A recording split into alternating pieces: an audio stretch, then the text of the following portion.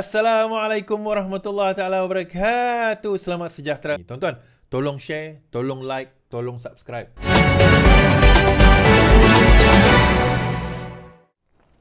Yang pertama sekali kita cerita tentang 1MDB. Hari ini apa orang kata ada soal balas berkenaan dengan 1MDB. Berkenaan dengan 1MDB, soal balas berkenaan dengan 1MDB. Kejap. Oleh Peguam Najib. Dan penganalisa Bank Negara Malaysia pertahan laporan jejak wang. Baik, kita baca. Penganalisa Bank Negara Malaysia mempertahankan laporannya mengenai jejak wang yang melibatkan berbilion ringgit dana 1MDB yang didakwa akhirnya dimasukkan ke dalam akaun peribadi bekas Perdana Menteri Najib Razak. Semasa pemeriksaan balas di hadapan Mahkamah Tinggi Kuala Lumpur pagi tadi, saksi pendakwaan ke-47 Adam Arif Muhammad Roslan memberitahu peguam bela Tania Skiveti berhubung kesimpulannya bahawa 20 juta USD atau 60 juta ringgit dana 1MDB mengalir daripada Putera Faisal dalam converted comma, Putera Faisal dari Arab Saudi ke akaun tertuduh pada 2011.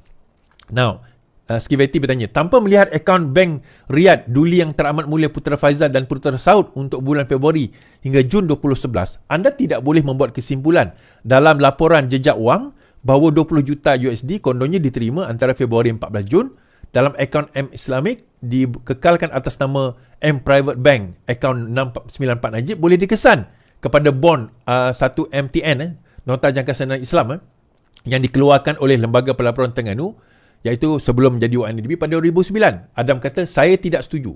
Saya pertahankan laporan saya. Ia boleh dikesan.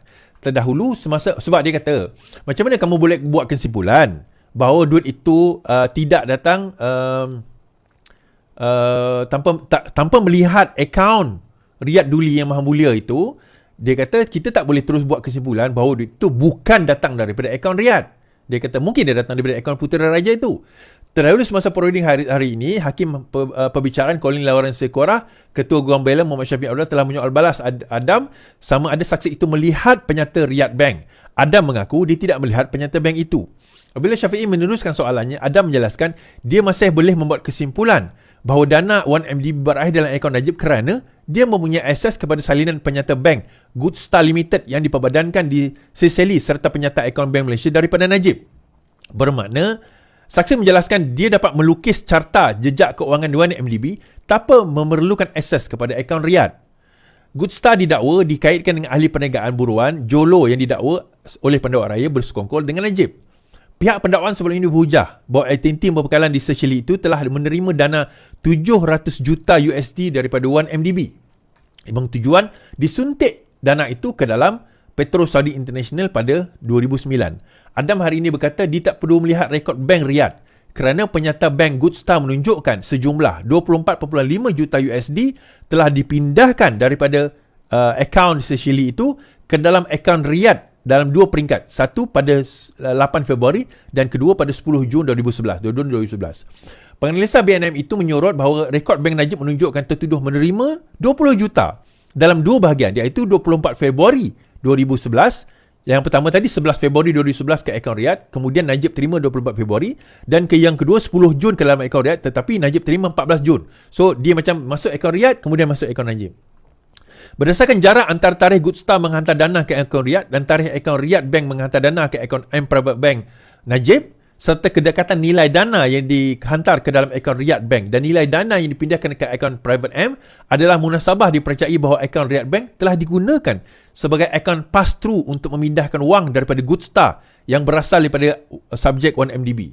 Adam berkata, transaksi Putera Faisal didakwa berlaku semasa fasa pertama daripada fasa yang menyaksikan sejumlah 2.28 bilion mengalir dalam akaun Najib daripada 2011 sehingga 2014. Dia cerita dia macam ni. Dia akaun Riyad ni, so-called Putera Riyad ni, dia kata dia jadi akaun orang tengah. Dia akaun orang tengah.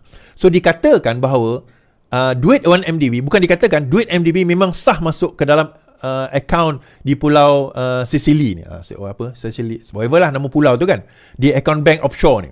Duit daripada akaun bank offshore ni kemudian dimasukkan ke dalam sebuah akaun bank Petro Saudi ni di Riyadh.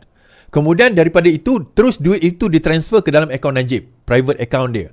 Nah, jumlah yang masuk itu dan tarikh itu tidak berapa jauh, dalam jarak yang dekat.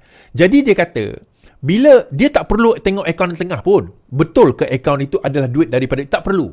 Kerana transaksi itu sendiri menunjukkan bahawa ada transaksi masuk daripada akaun ini, sebab dia ada dua akaun. Akaun sendiri dia ada dan akaun M-Bank dia ada. Cuma dia tak ada dan dia tak lihat akaun daripada Riyad.